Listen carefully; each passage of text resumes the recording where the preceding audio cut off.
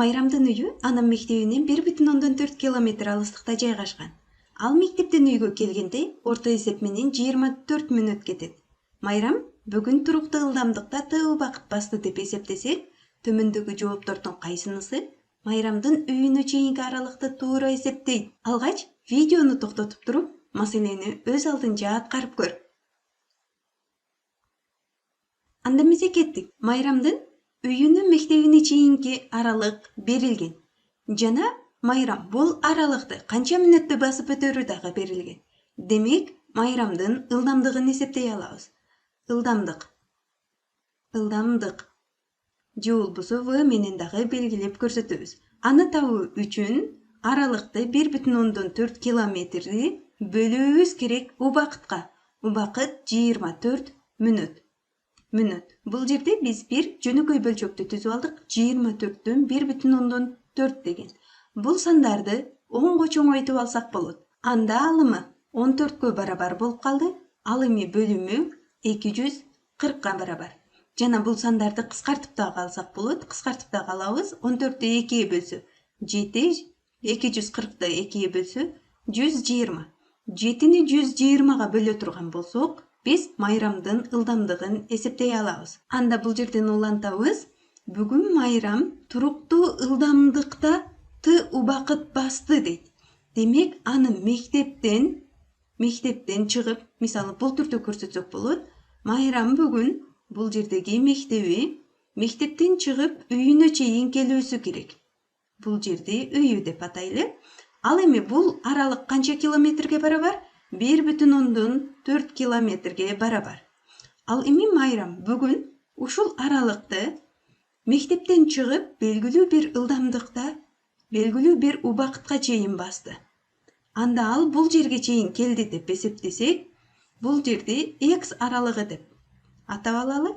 Анда калган аралыкты кантип табабыз? Азыр Майрам бул жерде турат деп эсептейт. Анын мектепке чейинки болгон аралыгын таап, ал аралыкты жалпы аралыктан чыгарып койсок, анда азыркы турган ушул жерден Майрамдын үйүнө чейинки болгон аралыгын эсептей алабыз. Демек, алгач Майрамдын азыркы келген жеринен мектепке чейинки болгон аралыгын таап алалы. Анда бул жерге жазып алабыз. Мектеп кыскартып жазып алабыз. Мектепке чейинки болгон аралык. Аны табуу үчүн эмне кылабыз? Биз ылдамдыкты убакытка көбөйтө